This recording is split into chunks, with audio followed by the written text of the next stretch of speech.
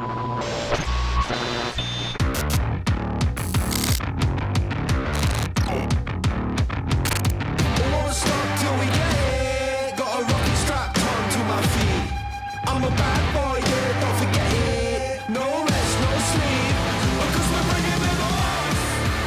and welcome to Interactive Distractions, episode number 472. My name is Christopher Riccio, and I am here with Travis the Bomb. Hello. Jason the A Striker. Jason the A Striker. And Jeff the Chorney. Word the up. Welcome. We're going to be talking about some games. We've got a little bit of news, and we have an email that we're going to be getting through from one of our longtime listeners. But before that, we're going to see what's going on. Go around the room a little bit. And Jason, what's up, man? How are you doing? I heard something's going on. A sickness. Jeff said it was okay though. Jeff was all like, retail therapy. It'll make you feel better. Yes, but you got to put a limit on the retail therapy. I have not put a limit on that yet, apparently. So I started with a few leverless controllers, right? So like I've had some for a while. I've been trying to get into this for a while. So I had that little mix box thing, which is like this little keyboard guy. Look at that little guy. He's just little, he's tiny. And then Beautiful. I moved up to the junk food arcade leverless as well. This guy as well. That's an upgrade. Yeah, that was an upgrade. And then we moved on to the Eternal Rival, which does custom cases, acrylic cases. We're doing this guy now. Okay.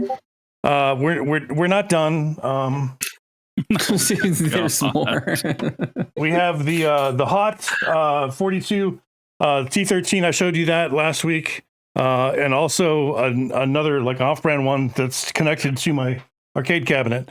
So that's 5. I got an email earlier today from adrop.com saying that your shipment is on its way, and I'm like, oh shit, what did I get drunk and fucking buy? Apparently I bought another mix box months ago and it finally got filled, so there's a new one coming. I've also got another Eternal Rival with a custom layout, and then I've got the M Plus, which is coming soon, which is like the all aluminum, very sleek, very sexy one that is just like the Razer Kitsune, but 1/3 of the price. So we're up to 8 in the span of about 3 weeks or something. Yeah. Jason. Yeah. I think you have a problem. No. Yes. Oh God, you got to try these keys, man. You can't hear them because you know what? They're fucking silent. They are so silent. But Jason, yeah, you gotta back off a little bit, buddy. I know. I know. I'm not even good at it yet. It feels good. I know it feels good. Oh. So practice more. Practice on the 8 that you have before you buy any more. No more, Jason. No more. No more. Okay. I'm sorry, Chris. I love you, man. I care about you. I just want you to be okay. I'm just trying to intervention happening. I'm just trying to, fill this void. Oh God. You can't leverless anymore, man. Can't. He's so cute. No, you though. can. But let me know how it affects my life. You have enough leverless already. You don't need any more. I think you're good. I stayed up late last night watching the show called X-Men 97.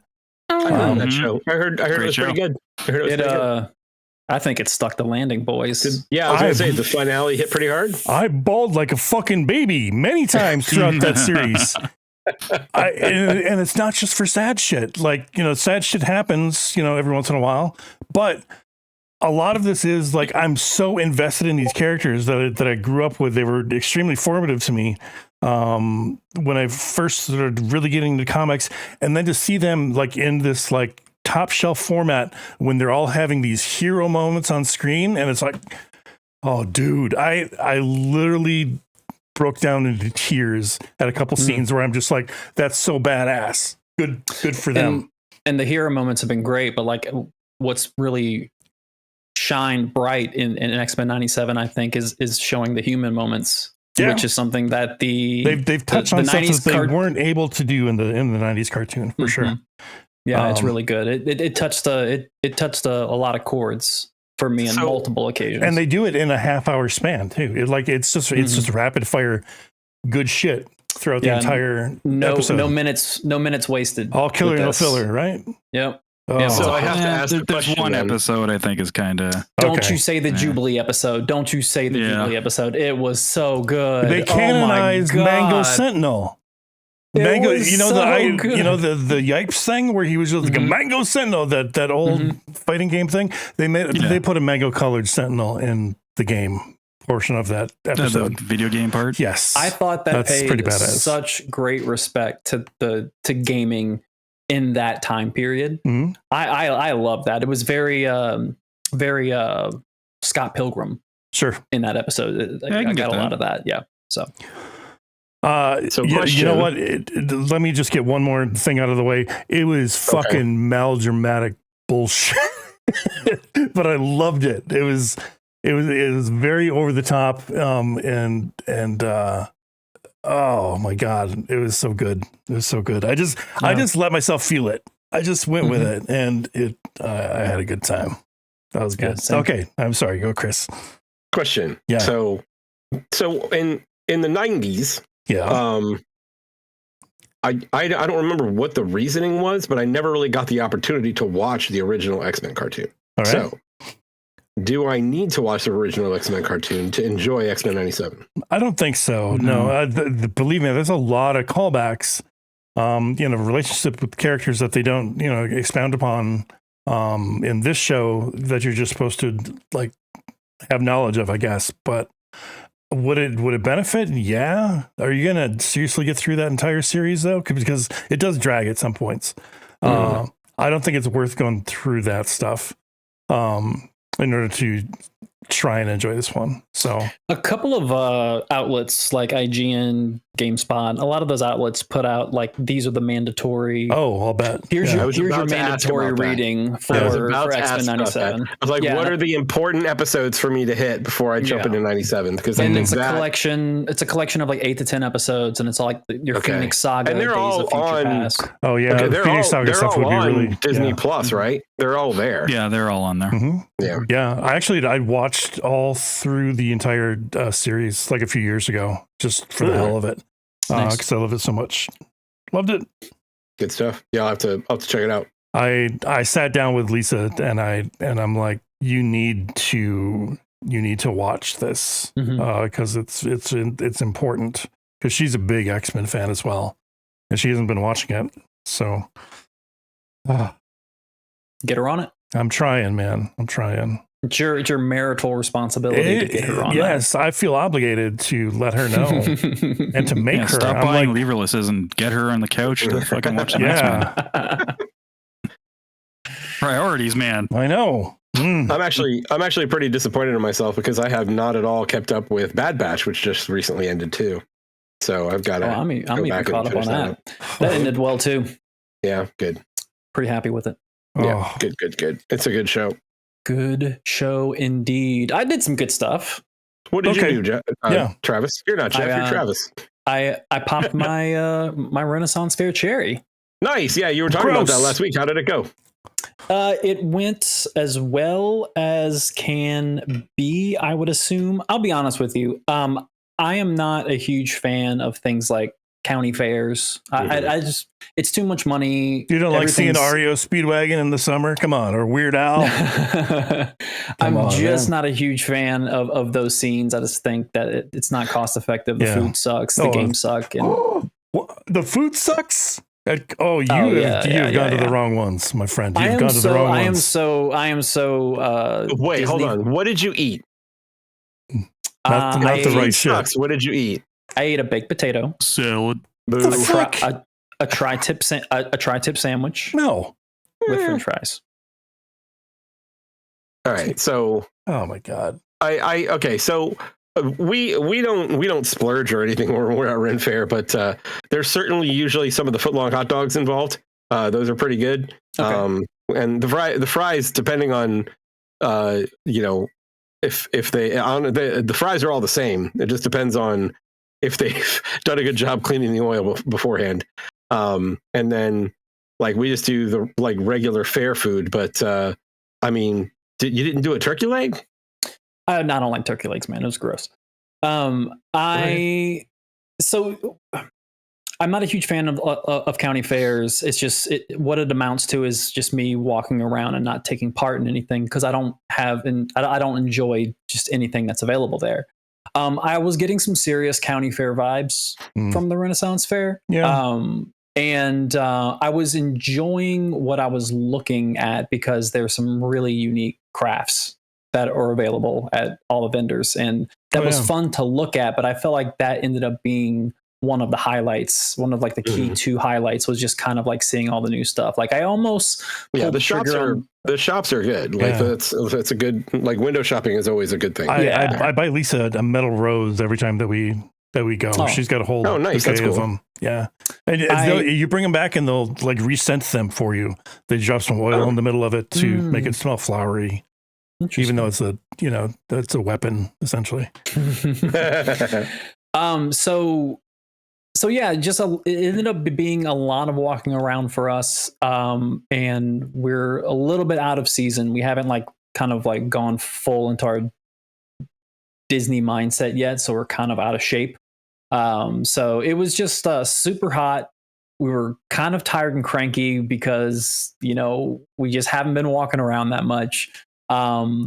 There wasn't very much for us to do that like we found that we could enjoy. Like we sat down for a show. We thought it was going to be a magic show, but it ended up being them just like reading Canterbury Tales, like reciting Canterbury Tales. What? And I'm like, I'm not here for that. I wanted some magic, but no. Okay, so some magic, some jugglers, some still walkers, something. Yeah. So obviously, fairly balanced. That's one of my favorites. Oh man, clear highlights were walking around and kind of greeting people who were dressed up really cool and giving them their flowers whenever like someone's dressed up really nice. Like there was a guy dressed up as Solaire from Dark Souls, and you can tell who the gamers were because every person who was a gamer would walk up to this total stranger and do the praise the sun emote in front of him. Nice. And it was really, really fun to kind of interact with that guy doing that.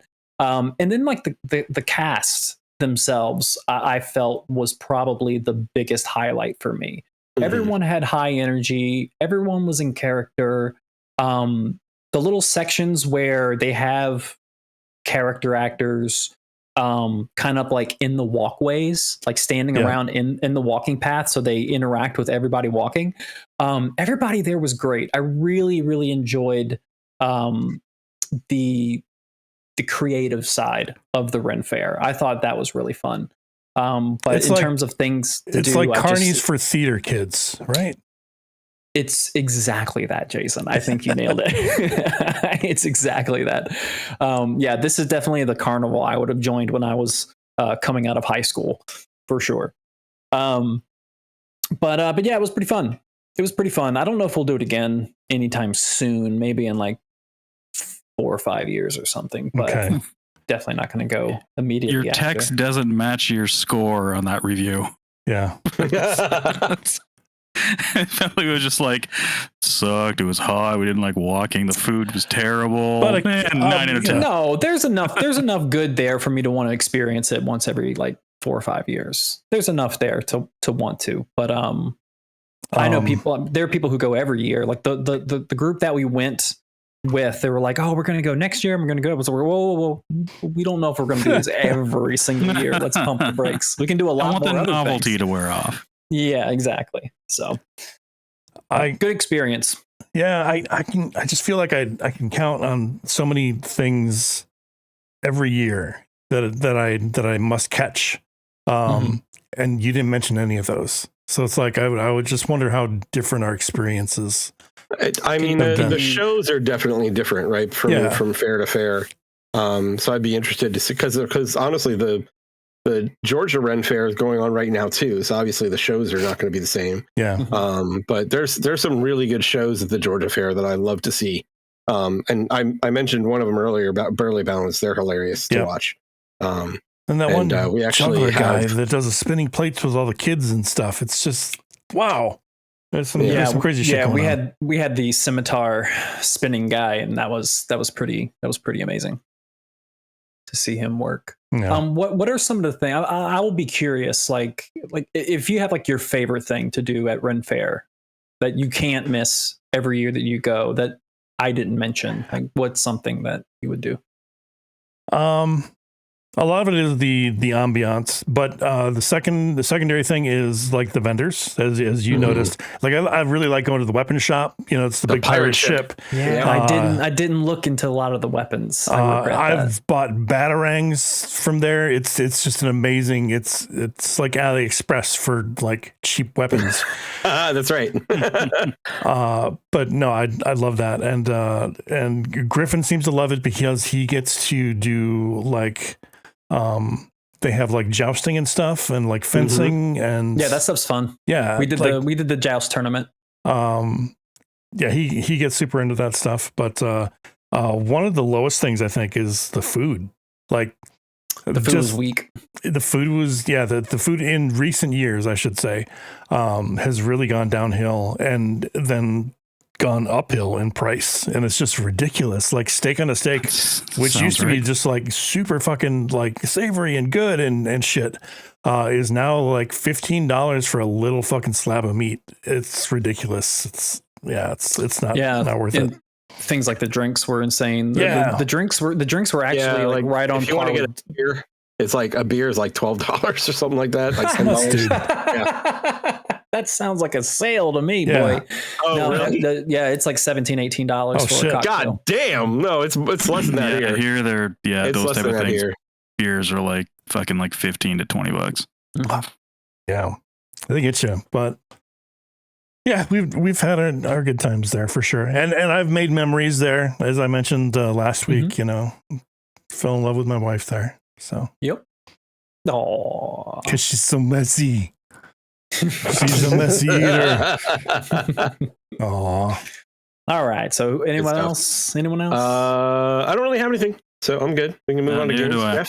All right, games. Lackluster week for me. What are we talking about? I know that there's a couple people that have. There's at least one person that has a lot of stuff to talk about. So. Yeah. Jeff, I do have a lot. Yeah. Why don't you go start? I have a lot. I have a lot of games, but not much to talk about with a lot of them. I finished up Stellar Blade. Shortly after recorded last week, so that was fun. I quite enjoyed it. We did have a discussion last week. I'm pretty sure we just talked about this in the Discord, but we did talk about it on the show in case people were in the same boat as Travis with dropping it to an easy difficulty. I had to do that there was a boss I was on. I think I talked about it last week because I don't think I had beaten the boss at that time. No, I didn't. It was right after that when we recorded. Yeah. And I finally said, fuck it. I'm turning it to easy just to get past this boss because this is just driving me nuts. So I did. And then I noticed it had when you turn it to story mode, it tells you that there's a thing called icon assist or something along those lines. And you have to turn that off or on as well. If you keep that on, that's what happens when Travis was saying, like every time an attack comes in, it basically pauses and says, hit parry. And it does that constantly. Like, it does it'll stop doing it if you're doing good for a small period of time, but then it'll just pop up and it's like, it is annoying. When you cut that out, when you turn that off, it cuts all that out. So nice. Okay. It doesn't give you those. What it does is, the time to parry seems much bigger, and the dodging. And what it'll do is when you do the the repost, like the purple and blue colors, those it'll slow down time for those when they're about to hit. So it gives you a lot longer to hit those, but it doesn't stop. It doesn't like pause. So it's definitely keeps the flow up a bit. So if you're a bit kind of on the fence on whether or not that's a good thing to do, because I think it's hey, if you're having problems, do it, because you told me about that. You told me about that, and I immediately changed it in the settings. But ironically, I'm in the second gun section, so I can't even utilize the. You can't even test it. Yeah, you'll figure it out soon if you continue to play it. That it does help.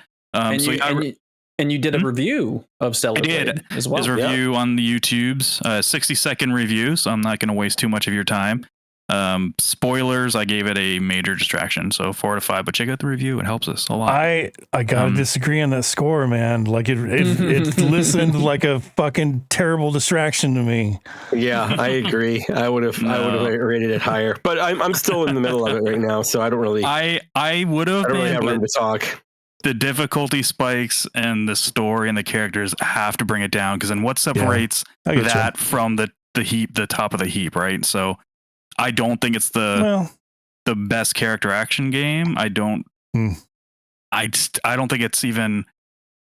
I'm not gonna There's argue not a about lot it, I would give a 5, but yeah. See, I guess I'm a little more liberal with 5s, like in that, like it's just a really good fucking game. It's a 5. Oh yeah, for sure. Like, like I don't think of that as like being a perfect game by any means, because there's no such thing. But like, there's if no it's such thing as a perfect game. Yeah, there's a big really difference. Fucking good, then there's a big difference in a 5 out of 5 and a 10 out of 10. There's a big difference. Yeah. So. If we were on a 10-point scale, we were on the 10-point scale, I'd be talking about like a 9 for Celebrate. So yeah. Either way, I respect your opinion. Mm-hmm. That's cool. Well, you can go throw up your own review of it and give it the 5. I'm gonna do it in 30 seconds. There you go. You're just gonna show up. Yeah. And if you subscribe to our YouTube channel, you get the other 30 seconds for free. Drop the mic. Just show a picture of her ass and say "terrible distraction." That's it. With her long ponytail right in between the butt cheeks. Yeah. Yeah. I'm still in the desert right now, so that second big open area, the wasteland, and well, no, not the wasteland, the desert, the second one, the desert. Okay, the second desert. So I just finished the first wave of all of the side quests, and then I went back to Zion to turn all the shit in, and there was like 4 more, and I'm like, it's never ending, man. The side quests are everywhere. Yeah, it goes on for a while. Like you don't need to do them, but they're okay. Yeah, like a lot of them are voice acted and stuff, which is more than I would have expected in a game like this. So yeah, I mean, that's cool. Some of them I know that like we've had a lot of talk about the characters and stuff like that, but like there were some that I was genuinely interested in, like what the vendor in Zion, what's her name, Kaya, I think, the girl with the long hair, the purple hair, and she's really worried about her sister. What is my sister's junk or something? That's the place that she runs. Yeah, and she's asking about her sister, and you go looking for her, and it's like, well, I already know what's going to happen. Dude, that's like every fucking mission is like somebody is dead at the end of the mission. Somebody died at the end of the mission. It's like it would have been nice to like. All right, it would have been nice to actually see her sister and her be alive. But that would have been a change of pace. But it's I guess spoilers. But yeah, that's kind of the way the whole game goes. But I mean, there are things like that I'm genuinely interested in doing. There's that other woman, Roxanne. I just love the interactions between her and Eve. Like, so whenever I have a quest for her, I'm like, okay, let's see what happens here. So it's not like I certainly agree with you guys for the most part that like the characters and stuff like that are kind of meh for the most part. But every once in a while, there's something that I'm looking forward to. Yeah. And for what it's worth, Chris, I thought the game was near like perfect for myself until I got to that one section before or that I was doing last week. That's when the game really started. I'd be like, I can't give like it's. You know what it is for me? Like a 5 for me personally is a game that I would replay and it's almost like playing an album from beginning to end with no skips. And there are parts in this game where I know if I replayed it, I'd be like, fuck this part. Yeah. And that's kind of what separates it. Like I can't give it the 5 for myself. Yeah. I certainly won't criticize that. That makes a lot of sense.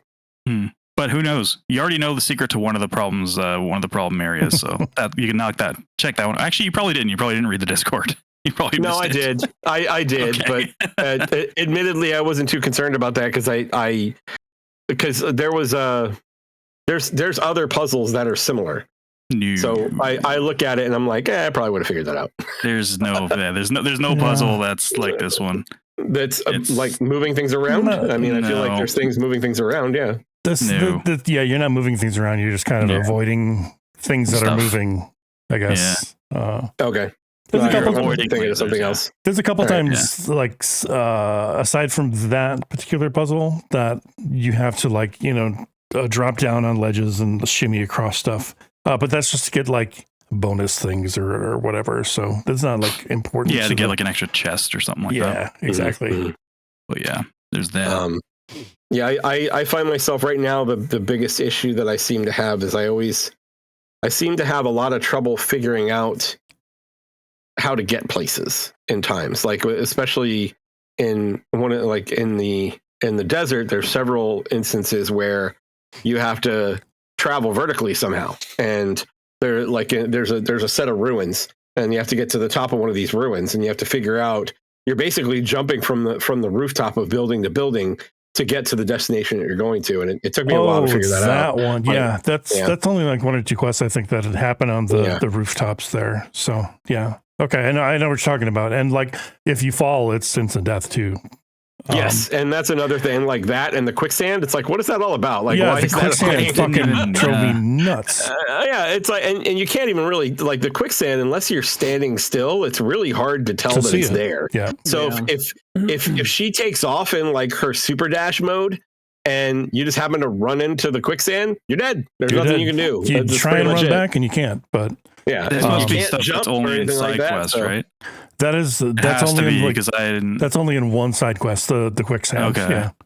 Yeah, because I didn't run into that because I fucking user error. I didn't listen to the guys basically like saying, hey, if you go past here, you're not gonna be able to clean up any of your side stuff or stuff you wanted to do. That? But I took it as I read it, but I took it as like at the time I was like, there's no way I'm going towards the end game right now. So I thought it was one of those things where it's like, oh, it just means like for a while. So I'll be doing this one part for like 2 or 3 hours. Mm-hmm. No, it's the end game at that point. And the end of the game is long. So it's not like it was long, but I always thought I was going to be able to go back there and no. so you guys don't have to answer this, but like with the whole, clean up before you go through here. Mm-hmm. I feel like I'm assuming I like a lot of the trailers and stuff show her in space. So I'm assuming that's where that's going. And you guys don't have to confirm or deny that, but that's kind of what I'm feeling like where I'm heading towards. So yeah, that's part of the end game stuff. Sure. Yeah. But overall, super enjoying it. It's really fucking good. I've opened up all the stuff now, all the trees.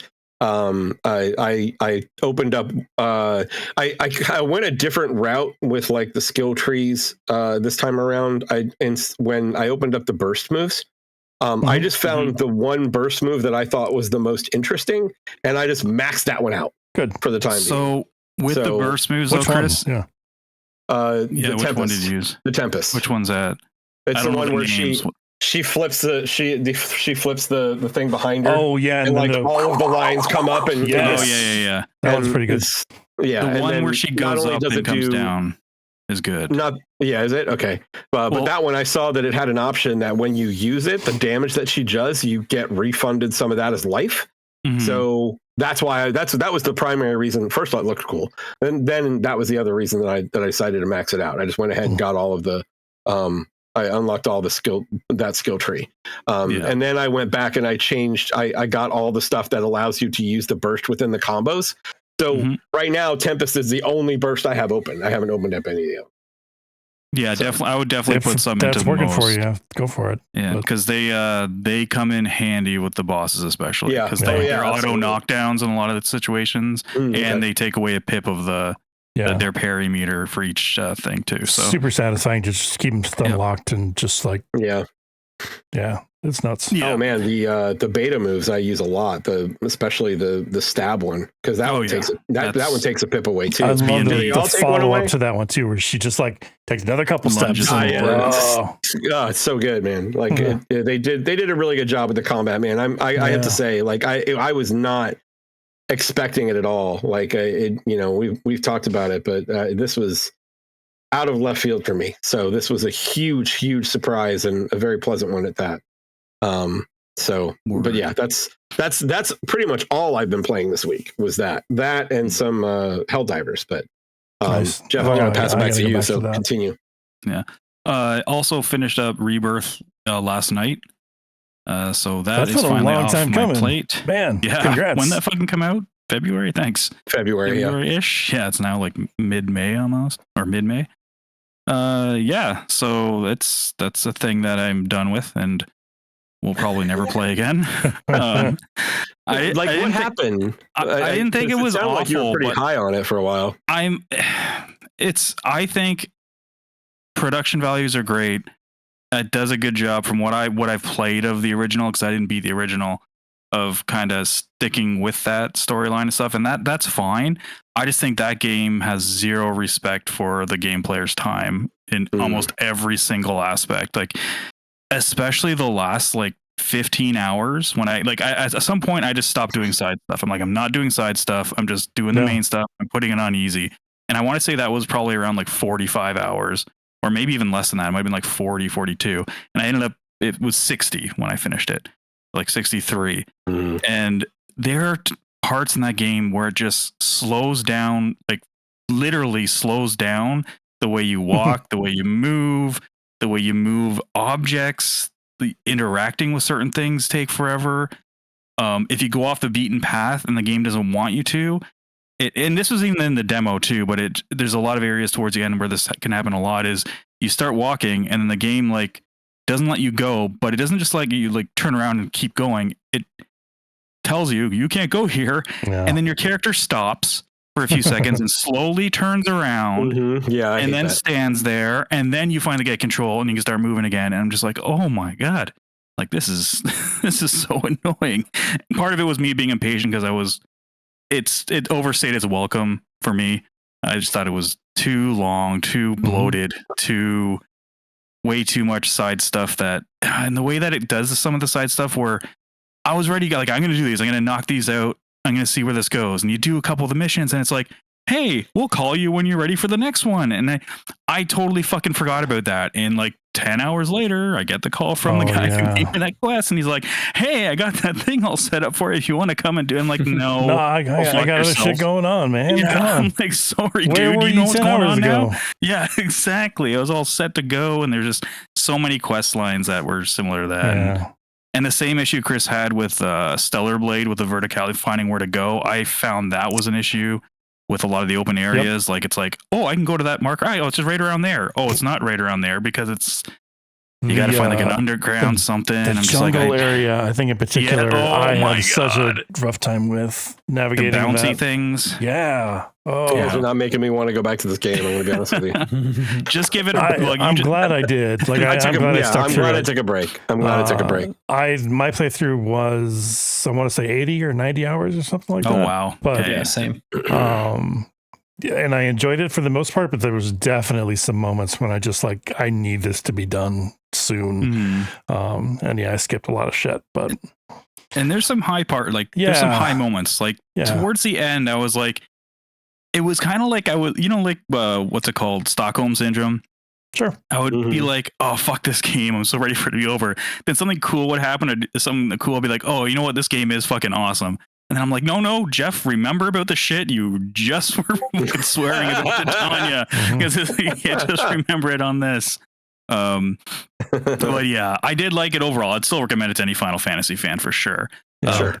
But in the first like 10, 15 hours, I thought for sure I was going to like this more than 16. And I think I like 16 more. Just overall as a game, I think 16. Yeah. I think just the pure gameplay perspective between 7 remakes, 7 rebirth, and 16. Oh, we'll keep 16 ahead in my book. I agree. Yeah. So yeah, there's that. Oh my God. Okay. So going from Stellar Blade, I thought, I'm really good at pairing in Stellar Blade pretty good. I'm gonna fucking boot up Sekiro again. This is what I came for this week. Let me tell you guys something. I almost canceled this week. I almost said, you know what? Not really feeling it. But there was one thing. That really Jeff playing Sekiro. Nice. I want to hear about his thoughts. Okay, so I played this back when it first came out. I think I told the story. I got past Lady Butterfly, and then at that point, I was just burnt out. I'm like, I can't do this anymore. That's where I tapped to, yeah. Yeah, so I was like, okay, well, I think I'm better at these type of games now. I've played a few Souls games since then, Elden Ring and Beat Lies of P and Stellar Blade's parry heavy. Well, so I'm like, okay, let's boot it up. So at first I'm like, fuck yeah, I'm much better at this game now, fighting the grunts and everything. Mm-hmm. And then you get to your first like kind of big character, the chained ogre guy, which gave me a shitload of trouble the first time I played him, but I was like, I'm going to run this guy over, man. I'm going to fucking make him eat shit. And then I realized the main thing that separates Sekiro from almost any other game that's parry heavy is when you don't parry properly or dodge properly, you eat shit every single time, almost. Like you miss parry, you eat shit. You parry twice. Oh crap, you forgot about the third one. Yeah. You eat shit. You super punishing. Yeah. Dodge wrong. You eat shit. You get a guy down to one sliver of health and you're about to finish him. He grabs you, pile drives you while you still have your 2 Estus flasks and your revive, because you get a revive in Sekiro, and then he throws you off a cliff to your death. And I put that one on Twitter, and that one was, I was just like, oh my God. I'm like, that shit son was of a bitch. That shit was funny. I'm like, you've got to be kidding me. Yeah, that's I did beat him though, but good. That's the thing. That the difference is the enemies hit fucking way harder. And if you mess up, you're pretty much dead. Whereas Stellar Blade, there's a big leeway. She can take some hits. You can fuck up some parries. Blocking doesn't fucking stun you. Yeah. Yeah. So I don't know if I'm gonna keep at it yet or not. I'm not sure if I'm in the mood to go through that mentally. I don't think I'm ready yet. No, see, it's interesting that you say that, because my view on this is like when I'm done with Stellar Blade, I'm probably gonna go take Nier Automata off the shelf and try that out, because I haven't played that yet. Nier Automata is not. Yeah, that's good. Oh, Chris. Okay. Yeah. I haven't played it yet. I have Nier Automata is good. The combat's way different, but there's some very striking similarities in those through lines. There's some hard shit in that too. That's to this day, it's one of the best true I'm pretty sure it's over there. Yeah, it's one of the best true endings I've ever seen in a video game. It is truly, truly. See, now you're making me want to play it more. So that's going to be the next game that I play. Yeah, the true ending. Which ending? 13 times. Yeah.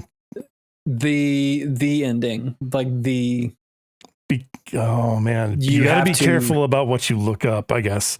Yeah, but you have to know how far you have to go, right? Yes. So like it's gonna seem like, okay, I just beat the game, I'm getting thrown back into it. It's so not even near the end. So you gotta keep going. Is that as long as Stellar Blade, or is it longer? It's not longer, as long, probably. It's longer because altogether, maybe, yeah. There's like 18 endings or something like that. So like to get everything 13. collected, something like that. Yeah, to get like the ultimate ending, like the final ending, you have to collect everything. It's and it's nuts. Like what it ends up being is truly insane. I had to use guides. First, like, main I had to use a lot of guides for that. I had an audience for that. Oh, you had an audience for I had an audience for the very true ending of that, and I had no idea what was going on. A few people in the room knew what was going to happen, and like Janina Gavankar was there too, and she was trying to console me afterwards. Oh Jesus, it was. I'm just gonna look that up on YouTube because I think I played halfway through the second playthrough, and then I was like, something came out, and I'm like, I'm done. You gotta have to happen to you. If you just watch the ending, it will have no effect. Yeah. Oh, really? Okay. No effect. Maybe, we'll see. Because I have heard it's actually faster the more times, because you do have to go through it. Oh yeah. Because you have to go through multiple times. Yeah. Like Chris, isn't it like you're going through it once? Then? How long's one playthrough? Yeah. How long is like one playthrough? Like you're saying, I remember. It was years ago when I played it. 20 hours.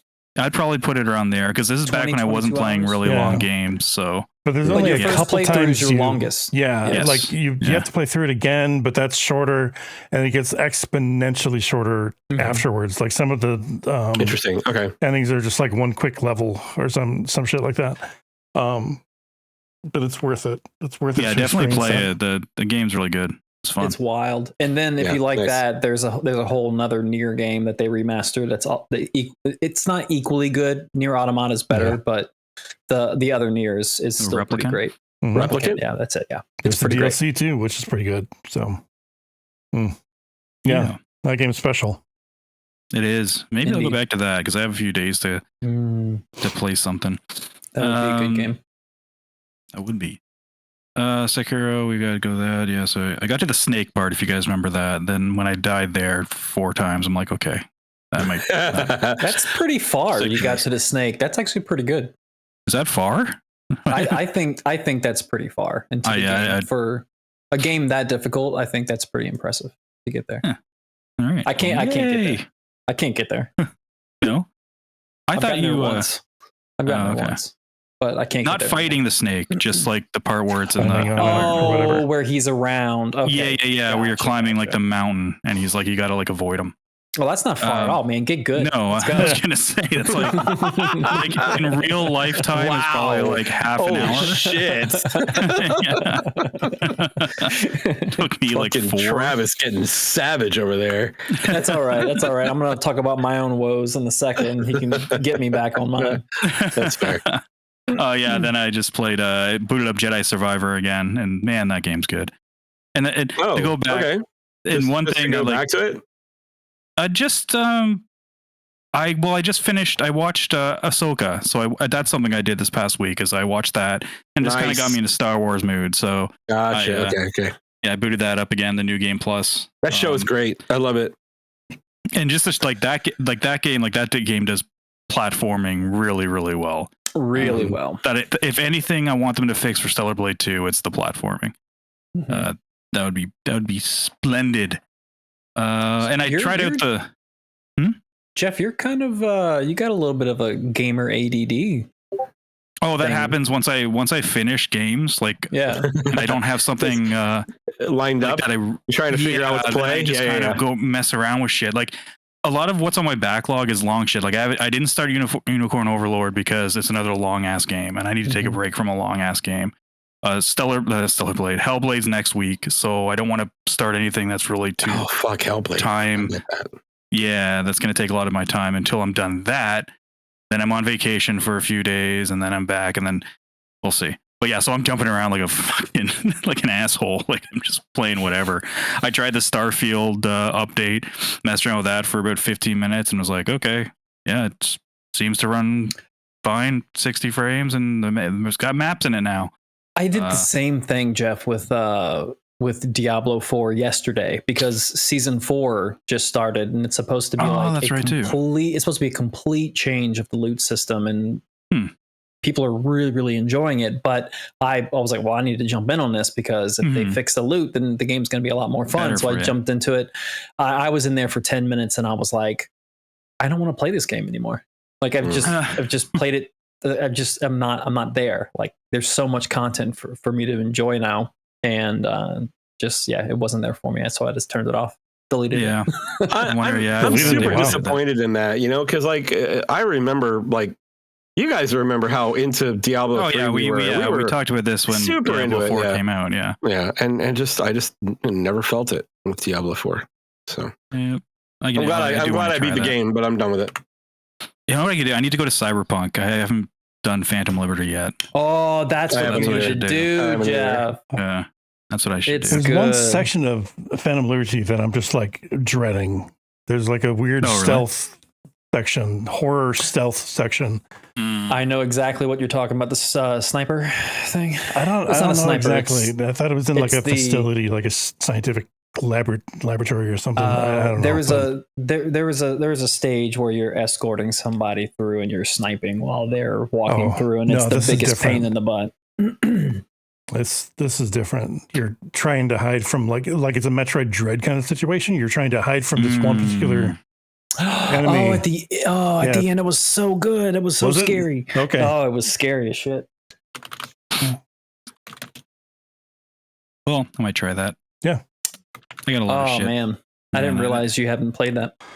No, I started it, and then I have to be careful too, because then Erdtree is at the end of June, so it's like I want to make sure I'm playing nothing else when that drops. And you still got your backlog games.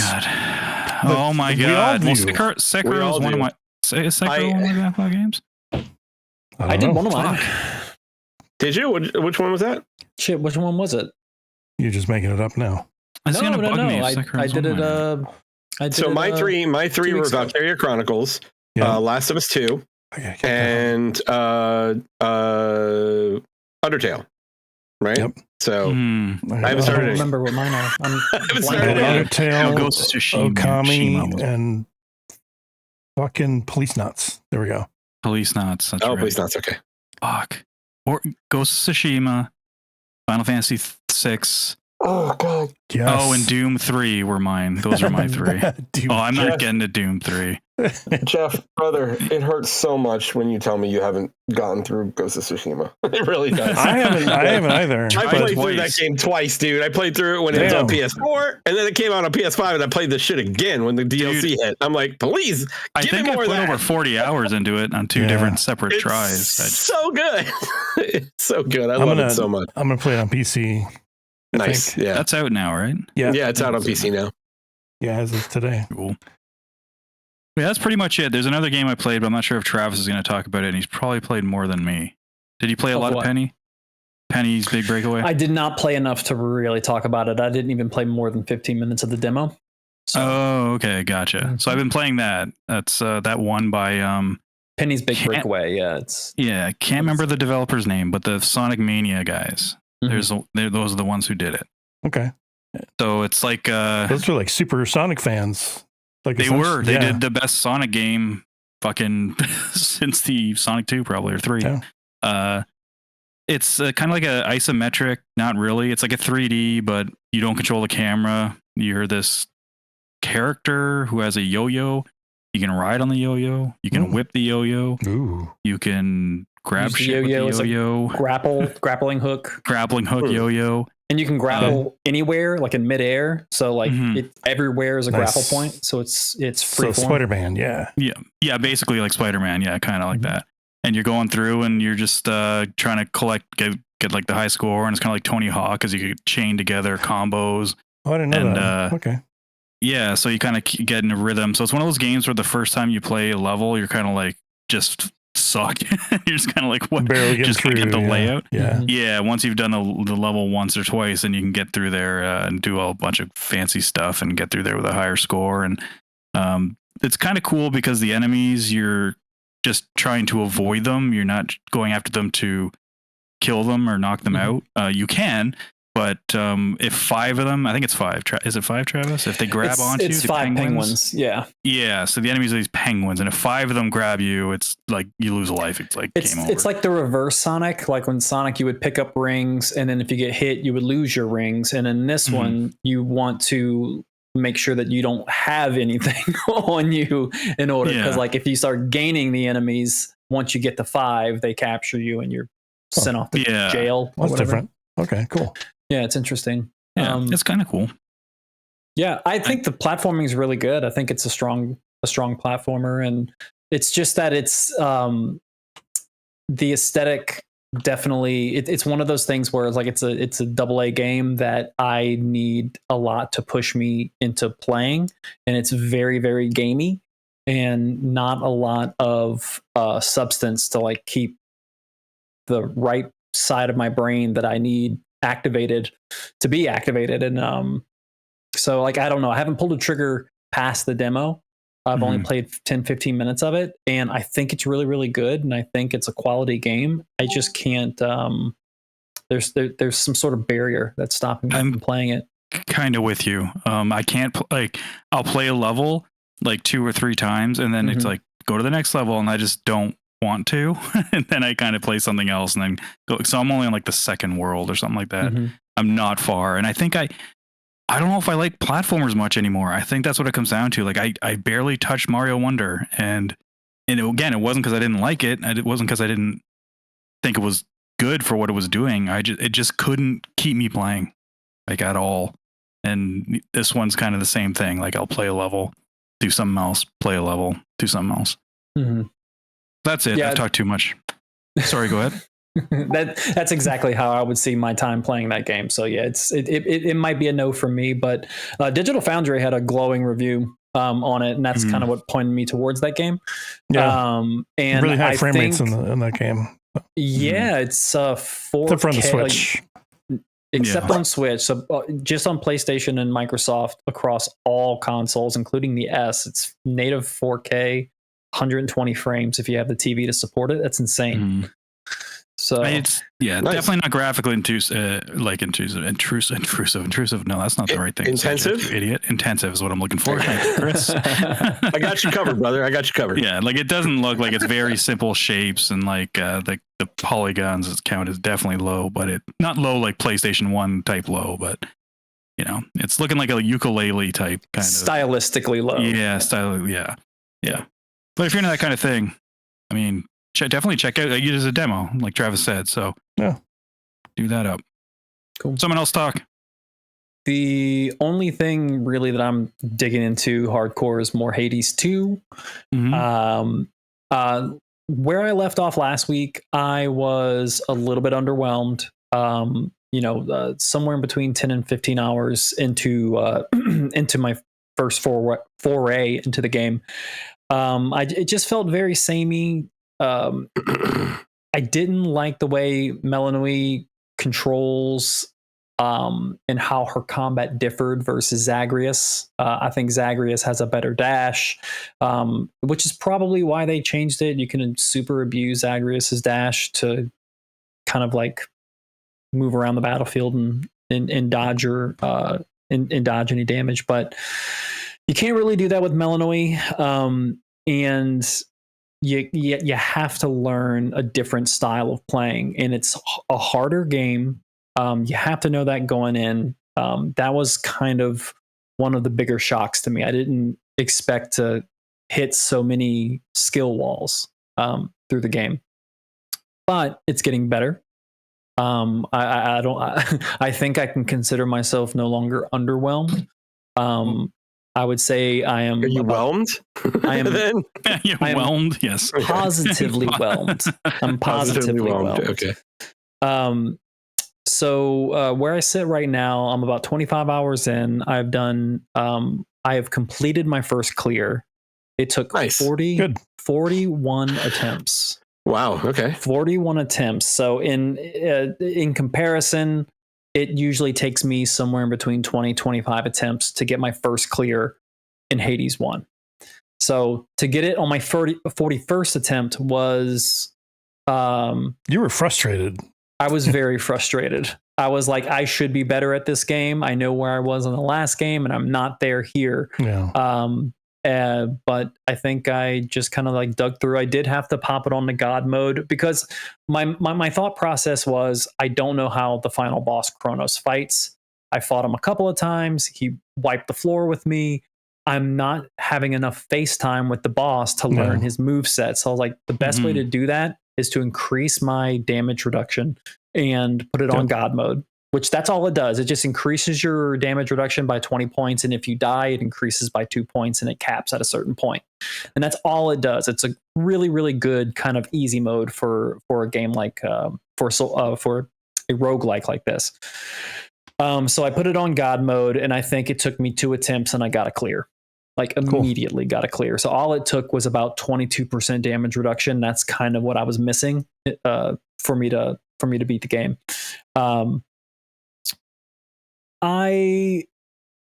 So I did get bit by early access. I've been finding this game very feature complete. You know, you would see some placeholder character icons or something like that, or some placeholder icons for certain boons or keepsakes that you have. Yeah. But I've always found it to be very, very feature complete. Gentlemen, I get to the boss.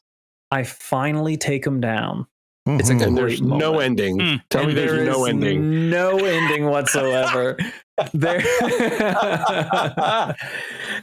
Wow, man. Yeah, I'm pretty sure there are going to be no endings until 1.0 drops. There's no reason for them to release any of the ending content. There's just it would be otherwise pointless. It would just be all out there. And yeah, I get it. So I completely understand it. So I think I'm going to jump in less now that I've completed it and I know what it entails when I do a completion. I'm still going to play it, and I know I'm going to jump into it more regularly when they release major updates. They just put out a major update today, or something like that. Yep. And Melissa came home, and tonight is Bridgerton night because that just premiered on Netflix. So I'm upstairs in the office all night while she watches that. So it's Hades o'clock, boys. Yeah. But yeah, I'm enjoying it much more.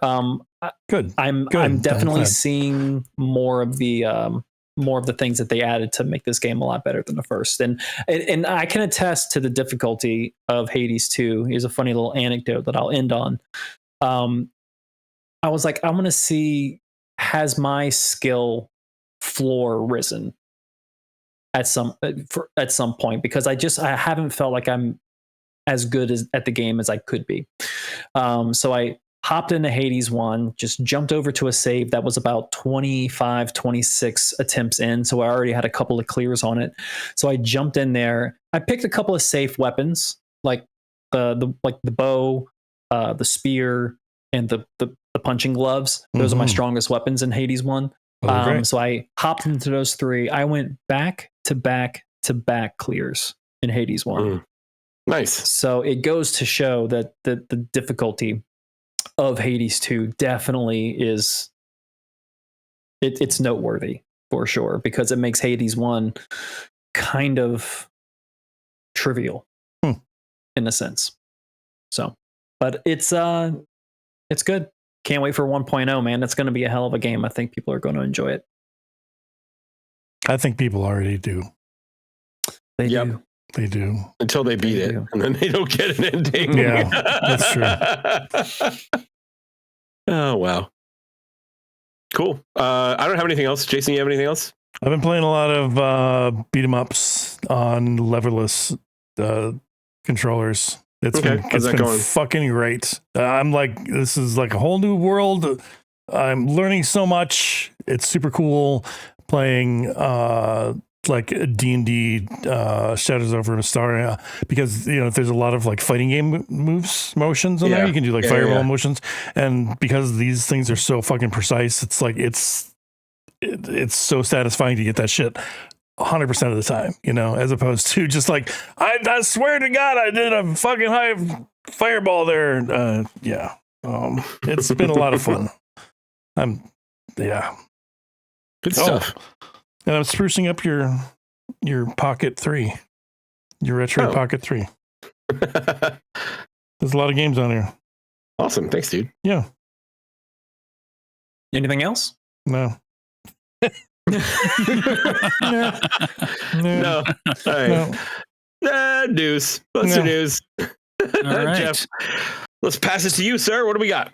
So Ubisoft, whoever you want to say it, they they showed a trailer for a small known franchise. Some may call it a new IP at this point. Their new Assassin's Creed game. Oh, wow. Yeah. Shadows. They threw that trailer out there yesterday, I believe, or 2 days ago. This one takes place in 1579, Japan, alongside 2 protagonists, stealthy shinobi Naoi, and an action-oriented Yasuki, who's actually a real figure from Japanese history. That's important to note. Cool. That's important to note. It is important to know, because there's some uproar because people are pieces of shit. Shadows is solely a single player, but players can switch between the 2 characters at will. Oh, I thought it would be just like I got from IGN. Doing this mission as her, and then No, it looks like you can switch through. They haven't shown any gameplay yet. Interesting, because they look like they play very differently. Huh. They do. Okay, cool. One's like a samurai type, like looks like a heavy kind of like a. He's got a big club in one of the scenes and shit. Yeah. He's cool too, man. I like his look. I like his story. Like an ex-slave, where his like slave ship crash lands. I think he's still a slave afterwards. But he has to like learn the way of the shinobi. Like that's badass, man. I love that whole Last Samurai type storyline. Mm-hmm. I dig that. A fish out of water type thing. Yeah. But yeah, people are losing their mind, Chris, because one of the lead characters is African American, and people are fucking losing their shit. Not people, the racist people out there. Like, it's not. And those people aren't people. No, I fucking said it. Fuck you. It's like, yeah, people. It's 2024. No. I like when I think about stuff like that, I like to think that Thanos had the right idea and just went about it the wrong way. Yeah, he could have just snapped and say, you "Hey, be we're a little more racists," selective. then we would have been fine. All of a sudden, there's peace in the fucking world. Let's go. Let's add a few more criteria to this whole snapping thing. Well, yeah, of course, but Yeah. Little checklist. The other part of news before we get to an email is Microsoft/Activision. This is just the timing on this shit is just fucking. You can't make this shit up. No. I haven't kept up with anything this week, so all this shit is actually news to me. They announced a new studio that they've opened up in Poland called Elsewhere Entertainment. So the reason why it's the timing is just weird. It's like they're announcing a new studio like a week after they closed down four of them, including like one that had Game of the Year worthy shit last year. Yeah, exactly. God. So this is according to the blog post revealing the new studio. Elsewhere Entertainment's team includes storytelling experts who have previously worked on franchises including The Last of Us, Uncharted, The Witcher, Cyberpunk, Destiny, The Division, and Far Cry. It is currently recruiting developers in hopes of creating a state-of-the-art next-generation gaming experience that is not Call of Duty related. So that's good that it's not Call of Duty related. I mean, that's cool. Like, I'm sure the game's going to come out in like 2030 or sometime around there. And here's the thing. It's like this announcement, not only is the timing bad, but like, why do I care? So, and the reason I say that is because yes, it's great that you have people that worked on all of these major franchises that had great storylines for the most part, right? Minus Destiny. But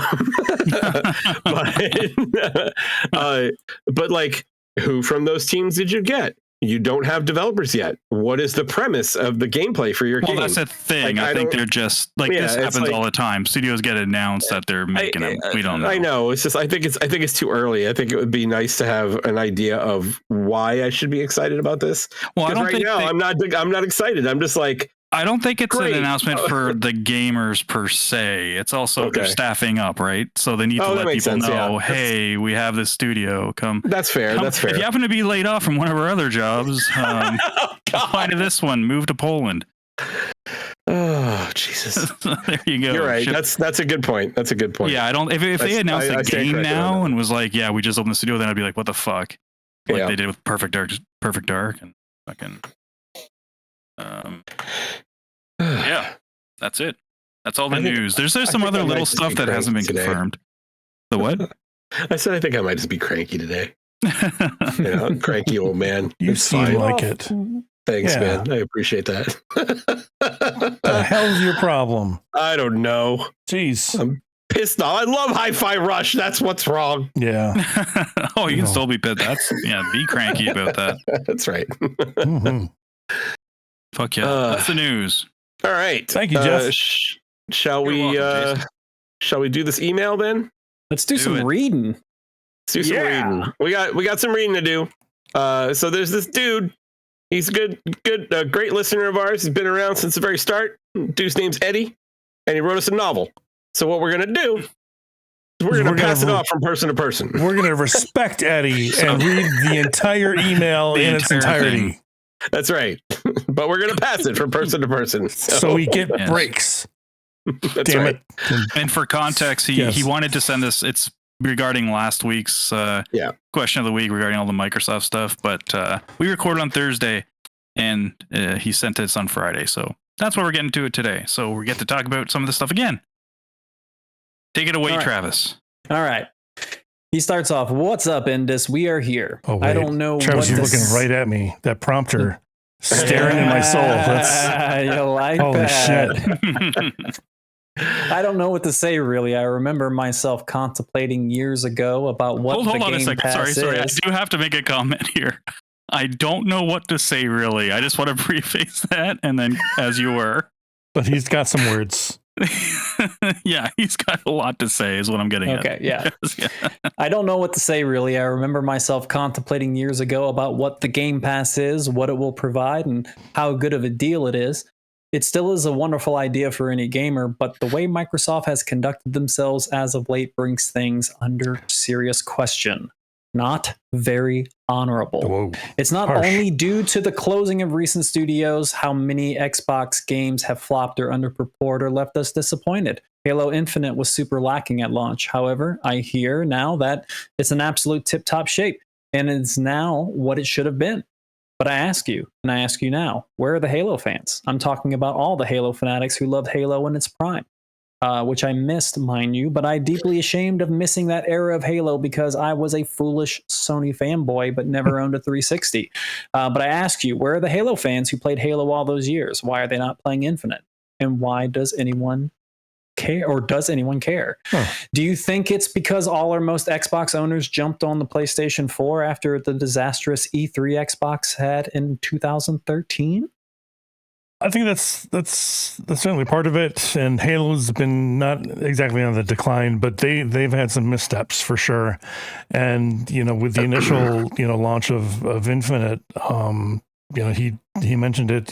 It was not in a great shape, and it's done a lot to rectify that, but that a little too late, I think, at some point. There's also just a lot more competition in that space now. Like from the competitive shooter space, like most people Valorant, go Overwatch, to something like but most people go to Call of Duty, and now there's the free to play ones like Overwatch. There's a lot more competition in that space, and a lot of it has to do with, for all intents and purposes, it's an older person's game. Like, people who love Halo are roughly our age, a little bit younger, of course, the people that kind of really got into it. Looking. No, definitely not as good looking. No. Right. Thank you. And I think a lot of them just moved on to possibly not gaming or other games. And honestly, that style of shooter isn't popular at all, no matter what the game is. Like, it's arena shooters are all but dead. Like, what other arena shooters are out there right now? Not many. No, even Call of Duty shifted from its arena style to their Warzone, which is the battle royale stuff. They're all battle royales. Apex and Extractions, Fortnite, Call of Duty, Valorant, like, or the team-based shooters, like the like character shooters. I don't know, co-op, like the pick a class-based shooters. That's what everyone's playing. Like Overwatch, right? Yeah, exactly. Like all that stuff. Yes, thank you. Hero shooters. Like, no one really plays arena stuff. Like, Quake tried to make a comeback years ago, and it did not do well. But I think this also goes, like, that era of games. Final Fantasy. Where did all the Final Fantasy fans go? Oh, I thought you said, where did all the Final Fantasy shooter fans go? I'm like, oh no, all them shooter like fans. Dissidia wasn't that good, man. Shit. Oh God, I'm sorry. Yeah, and they're saying that like Final Fantasy Rebirth didn't meet expectations with sales. Rebirth 16 and Foam Stars. Come on now, that wasn't gonna. Yeah, I mean, Foam Stars wasn't sold anyway because it was a free download on Plus, right? So. Oh yeah, I guess just no one's playing it then. So not sales. And I mean, based on how popular Final Fantasy VII is, you'd think the remake would be doing fucking gangbusters, and it also doesn't help it's only on Xbox as well. I mean, that doesn't help. I mean, Square came out and said Halo, like it's not on PlayStation. Halo, okay. Yeah, which is a huge market not to be in. And Square said that their exclusivity decision was a mistake. They just came out with a thing saying that they're no longer doing that. Everything's going to be multi-platform now moving forward. And I don't blame them for that at all. But at the same time, it's like when it comes to like 16, I'm surprised it didn't do better, I guess. But with 7, I mean, there's probably a lot of people that were in the same camp that I was for a while, and it's like I thought it was like one game or two games. No, yeah, I thought it was or was waiting for the complete thing to buy one time and didn't realize what they were doing. And in the same span, there's probably people that think it's a money grab that they're splitting up a game into 3 different games. So there's a lot of that's definitely could be part of it as well. Yeah, I mean, yeah, it's tough. Like these games are not reaching the people that they used to reach, and mostly because they're older franchises that a lot of people gaming now are not. They didn't grow up with these franchises. They're only playing the games that they grew up. They're playing fucking all the games we just mentioned before. Yeah, they're not playing these like single player long games really. But anyway, yeah. Thanks for that part one. So, Redfall was great. Disappointing. I stole that one from Chris. That's two, Jeff. That's two that you've stolen from me now. It is. Stellarly made. Yeah. Starfield was mid at best. One of the very few consistent Microsoft titles is the Forza series, which I deeply respect. I don't know if they're consistent because he just said series, so I'm assuming he means both. I mean, they're both consistent. They're both great for what they are. Like if you're into simulation, then you want Forza proper, yeah, it depends right? which one you want. Yeah. So yeah. The only one, like the newest Forza proper, kind of got some scrutiny at launch, but for the most part, pretty good track record. I don't know if they're consistent because of Microsoft or the developer, or do they get extra freedom and privileges from Microsoft? Phil Spencer and his Game Pass plan ultimately wants Game Pass to be the next Netflix across TV, iPad, phone, computer, etc. To have games accessible anywhere and everywhere through cloud gaming. They'll get to the point where hardware is more of a luxury than it is a necessity. Eventually, all Xbox games may even come to Sony consoles. All Call of Duty or major Activision games will come to Sony. Any Xbox dick rider who hates this is foolish and needs to grow the fuck up, because Microsoft cares more about bringing in money than their pathetic loyalty to their console. Jeez. Those days are over. Especially after dropping $70 billion, I'm sure they are eager to recover from that investment. Oh yeah, they definitely are. That's evident. We all know that at the end of the day, Sony, Nintendo, and Microsoft are in the money business. Microsoft doesn't care ever about hardware ever since Xbox One did. The damage. Sorry, I'm going to move the mic here. Damage and reverse the success of Xbox brand brought with the greatness of the 360. I know Hi-Fi Rush was a great success, but perhaps it wasn't enough to Microsoft standards or enough to sustain the development team. Again, according to Microsoft standards, especially after spending $70 billion on Activision. I would assume they are very eager to return on that investment, and it's not going to happen overnight, obviously. But for investors and investment purposes, cuts had to be made. I don't think Microsoft wants to take risks anymore with AAA titles that may bring back a great return on cash. Regardless, shame on them. Shame on you. Shame. That's the industry right now, man. Which fucking sucks. Yeah. The allows for like zero, like iterate, no, not that iteration. Innovation. There we go. Innovation. That's what I'm looking for. And it allows for zero of that, which really fucking sucks. So. And it's this really, really terrible cycle of like economic hell that people are in, because obviously the cost of development is rising, which leads to the cost of the games for the consumer. But like the cost of development rises, that usually means that it's because of the cost of paying people. Like people need to get paid more. Now games are more expensive. Food is more expensive. Everything's more expensive. So now people need to get paid more. So now it means development costs are rising even more. Like it's just, it's a cycle that's going to keep going. It's not exclusive to just the gaming industry right now. Like the egg industry right now is going through the same thing that the gaming industry is going through right now. Like it's just, there's just so much that's happening right now.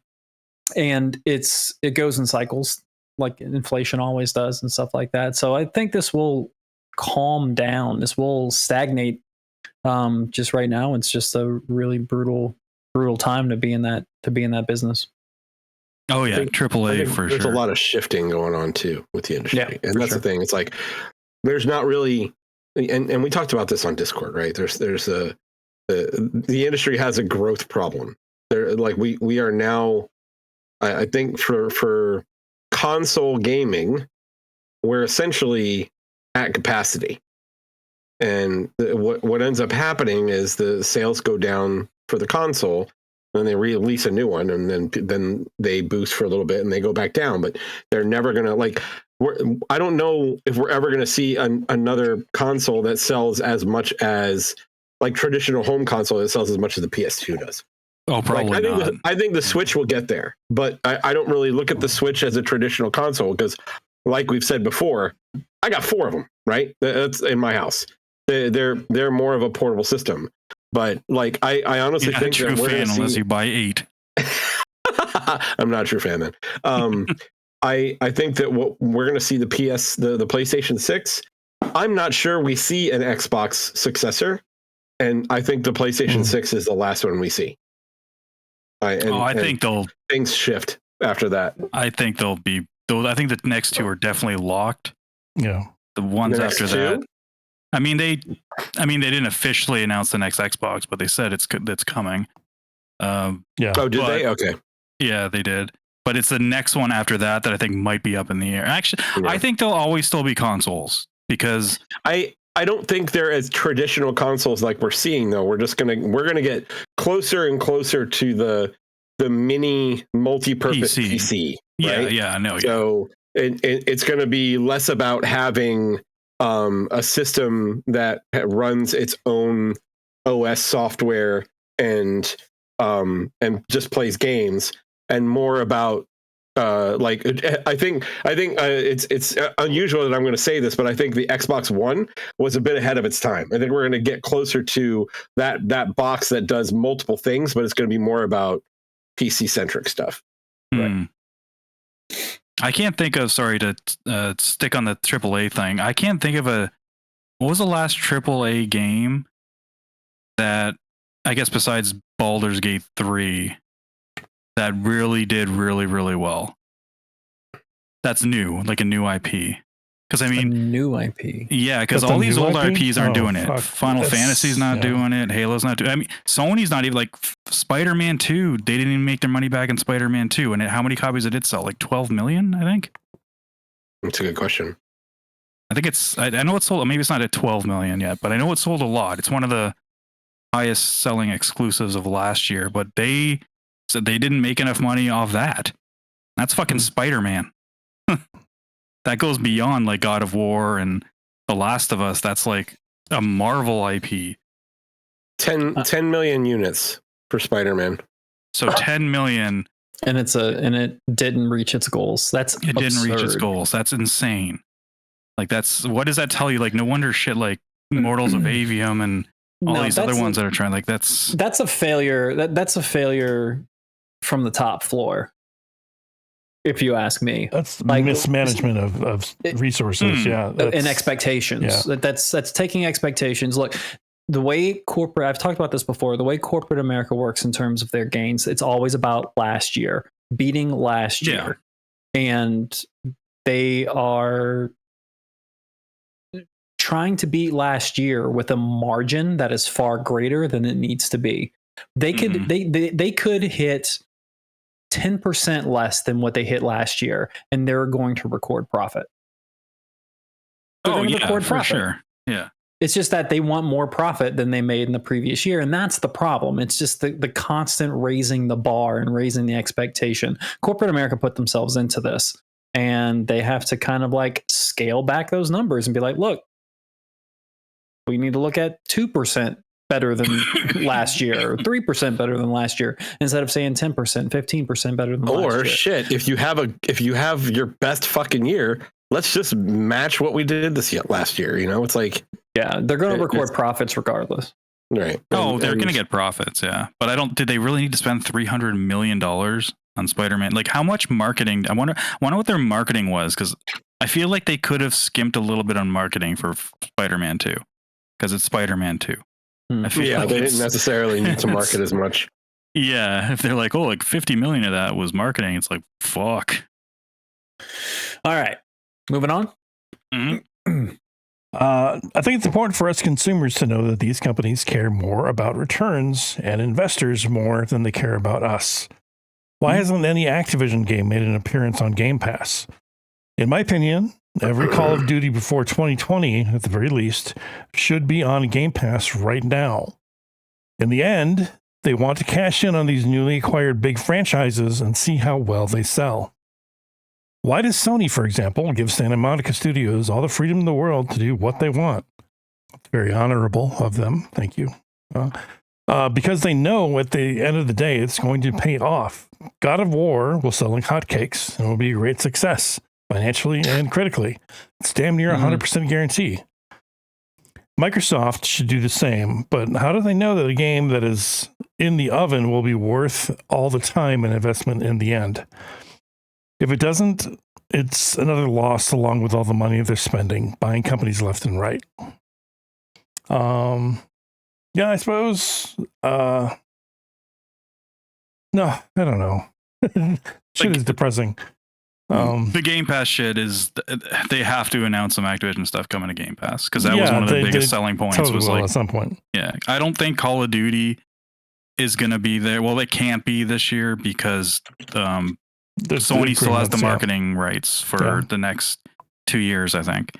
Or this might be the last year. So it would definitely will not be on Game Pass day one. But I don't think they will do that. Back catalog, they 100% should start putting Activision games on there. I mean, now, look, Sekiro, why isn't that on there? They own that game. Like, they own the IP for that now. Like, there should be no legal issues with putting that on Game Pass. Or Tony Hawk 2, maybe music licensing. It could be still early in the life of this stuff. Like, I'm sure that's in the works. Yeah. I mean, it happened quickly with Bethesda, but Bethesda's a much smaller company than Activision Blizzard King. But I do expect them to start adding stuff soon. I mean, they better. That's part of their promise. So that's, That's why we've been pissed. I'm very excited for Chris to read this next sentence. You are. Of course you are. Put the subtitles on to everybody. All right. I am a certified glazing meat writer for Kojima. Yeah. glazing meat. But Konami had enough of him consuming hundreds of millions, perfecting his game Phantom Pain for years. Even hired Kiefer Sutherland instead of keeping David Hayter, which I'm sure wasn't cheap. And they got rid of Kojima for it to make mobile games or whatever the fuck they decided to do. Well, they certainly aren't making fucking Castlevania. Okay, sorry. I suppose that was a more profitable option at the time. They could care less if it made Metal Gear fans upset. It's a shitty thing to us consumers, but a necessary sacrifice for the investors to keep them interested and investing. Shinji Mikami. Did I get that right? Yep. Left Tango October. Left Tango October of last year. And now they're shut down. The head of Ninja Theory left recently, which isn't a good look for them, especially with their game on the verge of release. That tells me that they're on the chopping block next. Yep, we certainly had that discussion. Which tells me that Microsoft Xbox are not in the AAA single player experience. I think they have conceded that Sony has that department of gaming in the bag, and they simply cannot compete possibly. But in Microsoft's mind, they're probably like, Sony can have it. We have Activision and a great potential for the future for multiplayer games that will sell copies and consoles and ultimately more subscribers to Game Pass via your device of choice. God knows how much has been spent to make Hellblade 2. I hope it does well critically. I don't think it will do well financially, and I don't think it will bring new subscribers to Game Pass, which is Microsoft's number one goal. Maybe a few new subscribers here and there, but nothing to flex about. So yeah, Hellblade was I don't know if we talked a whole lot on the show about it, but it certainly was a topic of conversations for us. Yeah, we're worried about them. Yeah, that we're worried about them. Like Hellblade 2, I haven't seen any marketing for it at all. So, I mean, I was discussing this with somebody. Yeah, I don't have cable. I have YouTube Premium, so I don't see ads, and I don't watch Twitch. And that's where a lot of this stuff is shown. It's all over Twitter. Like, they're pushing it on Twitter. Oh, are they? Okay. Yeah, that's just Twitter, right? So I mean, I really want this game to do well because I don't think it's gonna do well financially. I don't think it will either. But Hellblade 1 was a fantastic surprise of a game, you know? And and even if I didn't beat it, like I know I want to go back to it eventually, but like I got in my head, dude. I couldn't beat it. It was like it was done well enough to the point where I was uncomfortable playing it. So and that's really what caused me to stop, because I was playing it with headphones on, and that shit is crazy. But yeah, I mean I certainly am I'm concerned about Ninja Theory with Hellblade. I think that's next. One of the co-founders of Ninja Theory, Dom, I can't remember his last name. So they were co-founded by two guys. One guy did leave a couple years ago, I think. But the other, one of the saying in here, right? Yeah, one of the original guys is still there, the head, and they were on Kind of Funny yesterday or today, being interviewed by Paris Lilly and Greg Miller, and Paris straight up asked him, like, "Hey, with all this Microsoft shit going down, like, are you guys worried? Like, what's wrong? Like, are you guys like, not what's wrong, but are you guys concerned or whatnot?" And he basically just said, like, he's not going to say yes. Like, let's be honest. He's not going to be like, "Oh yeah, we're all shitting our pants." Yeah. He did seem like he's in good spirits, but again, it doesn't matter, because sometimes everything could be fucking roses and fucking butterflies, and then the next day sometimes like, you win awards and make an amazing game exactly. and fucking get cut. So you know, his big thing that he was saying was that they're a very small team, but that doesn't. So was Tango. So who knows? But yeah, I'm scared. Like, I mean, hopefully the game's good. I mean, it comes out on Tuesday. I think it'll be good. I think it'll be really good. Hope so. Yeah. All right. Shall we finish up the email, gentlemen? Yes. Let's do it. All right. Now, a game that I'm sure we can all agree that will amp up those Game Pass subscribers guaranteed is that new Elder Scrolls whenever it comes out. But games will guarantee a huge spike in subscribers and profits or once every 3 to 5 years. Then you have Sony that has exclusives out the ass, even though most are single player games, but they damn sure sell consoles. Now, in my opinion, new PlayStation Plus subscriptions have a very solid library and is well worth the money. The only thing is lacking is day one releases, which will never happen, but it has plenty of games that Game Pass does not. But that'll do it for me. Apologies for the long one, and be well, gentlemen. Thank you, Eddie. All Thank you, Eddie. right. That was a lot. That was a lot. We did an it. Email that turned into a feature. Yeah, but thank you for the email, Eddie. Like, we appreciate it for sure. Lots of good conversation in there, but yeah, it's the industry is it's definitely significantly differently from when we started back in 2007. Yeah, so it's shaky right now. It's shaky. Yeah, and there's a lot of change. There's a big shift to mobile. There's a big shift to I don't want to say there's a big shift to streaming, because nothing's really taken off from streaming, but the games as a service there's a big shift there. And now we're getting all of the, there's still a big just AAA development in general. Like it's shifting right now as well. And there's a big push for AR and VR. So there's so many different things that people are trying to dabble in. Eventually they've gotta find their grip again and take off. So we'll see what happens. They cut those budgets down on AAA games. That's all you fucking do that. And that's the thing. It's like I've noticed that over the past few years, like, yeah, some of these AAA games that are coming out are fantastic, but like some of the other games that we're really, really enjoying, they're not. They're not. Yeah. Like think about earlier this year. What was one of the games that we were hyping up so much? Fucking Prince of Persia, a Metroidvania game that great. It was absolutely gorgeously designed, but it certainly wasn't taking advantage of everything that the PS5 and the Xbox had to offer, right? So but it's not selling either. That's the thing. Yeah, that's not selling either. That's it's true. Not. It's bombed. So you can't win that way. Can't win. And I don't know if we talked about it. I think we might have, but they did a study, and like most majority of people playing games now are all playing games that are like 5-6 years old, and they're not moving on to new stuff. They're just staying there, and that's interesting. Yeah.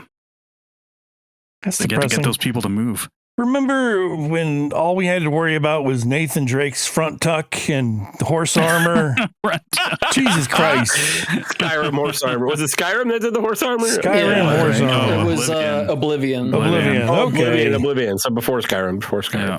The very first microtransaction. That was the first DLC. Yeah. We were so mad. Simpler times. Yep. And now it was $1 and we were so pissed. Well, now it's like always on season passes. God, we were such entitled right little now. fucks. Yes. Gents, I think that's a show. Yeah. That's a show. It was a pretty long show. But hope you guys enjoyed it. If you did, please tell a few friends about us. Like, subscribe, and comment on YouTube. We really appreciate when you do that. It helps us a lot. Check out our Linktree. It's right down below, interactivedistractions.com. The Linktree will point you to our Discord, where you can come and hang out and talk with us. And if you want to support what we do, you can also check us out on Patreon. But I think that's it for now. Follow us on Twitter. We are InDis Chris, Travis D. Bomb, Unistrike, and InDis Geoff. GEOFF. Off. But until next time, my name is Chris. I am Travis. I'm Jason. My name's Jeff. Play your games, and we'll talk to you next time.